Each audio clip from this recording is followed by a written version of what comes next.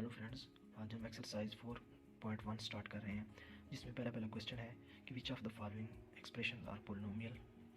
इनमें से कौन से जुमले कसीर रकमी हैं या पोलिनोमियल हैं या नहीं हैं। तो सबसे पहले आपने ये याद रखना है कि कोई भी एक्सप्रेशन या जुमला जिसमें x बटे के नीचे हो या x जज़र में हो तो वो पोलिनोमियल नहीं होता कभी भी। तो आपने सिर्फ इतना बताना है कि ये पोलिनोमियल है या नहीं है। तो ये जैसे इसको देखें तो इसमें भी x बटे के नीचे है तो ये पोलिनोमियल नहीं है, और इसको देखें इसमें x जज़र में है तो ये भी पोलिनोमियल नहीं है। और अगर इसको देखें तो इसमें भी x 1 बटे के नीचे है, देखिए 2x - 1 है तो x बटे के नीचे है, ये भी पोलिनोमियल नहीं है। और ये इसमें ना तो x बटे में है और ना ही जज़र में है तो ये एक पोलिनोमियल है। तो ये तीनों पोलिनोमियल नहीं थी, ये पोलिनोमियल है, यानी कसीर रकमी जुमला है।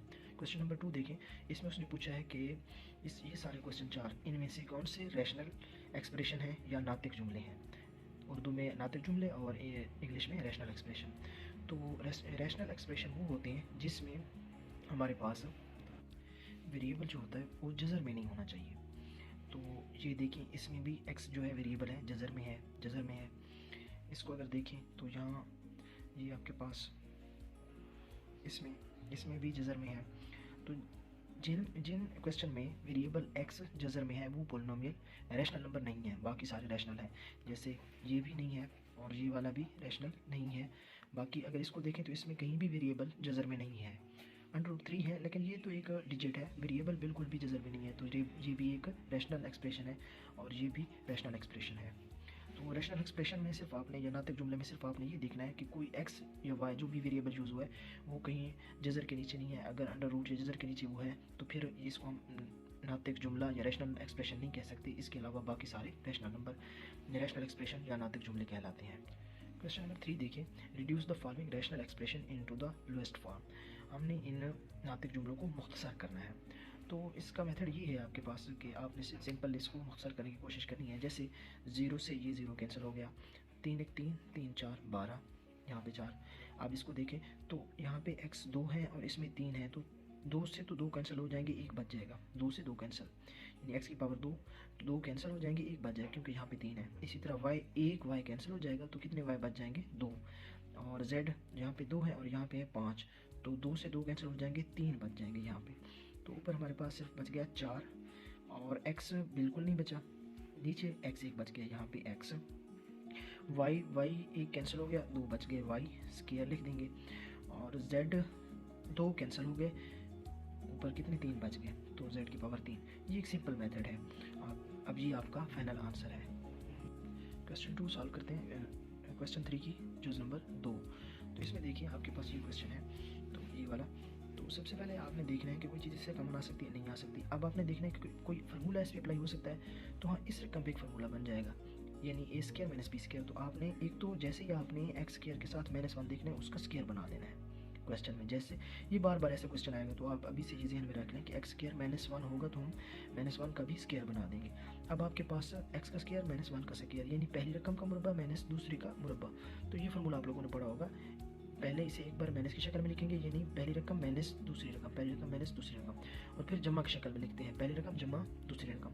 अब आपने ए बी नहीं याद रखना, आपने पहली और दूसरी, ये पहली हो गई और ये दूसरी हो गई, इस शक्ल में रखेंगे ना तो आपके लिए ईजी होगा। ऊपर वाली रकमें लिखेंगे 8a x जमा 1, और नीचे 2, ये 2 आ गया हमारे पास, और ये पहली रकम दूसरी रकम। तो इसको मैं ऐसे फार्मूले की शक्ल में x² - 1 का स्क्वायर ऐसे लिखा। फिर क्या करेंगे, फिर ये 2 से कैंसिल हो सकता है, 2 4 8, तो ऊपर 4a।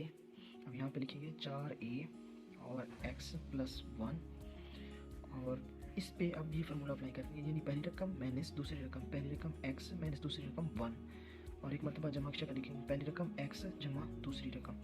अब x + 1 से x + 1 कैंसिल हो जाएगा और ये आपके पास इसका फाइनल आंसर आएगा 4a/x - 1, और यही इसका सही आंसर है। क्वेश्चन 3 देखिए, इसमें आपके पास ये 2 रकमें हैं। आप पहले देखिए इसमें से कोई चीज़ कम आ सकती है, नहीं आ सकती।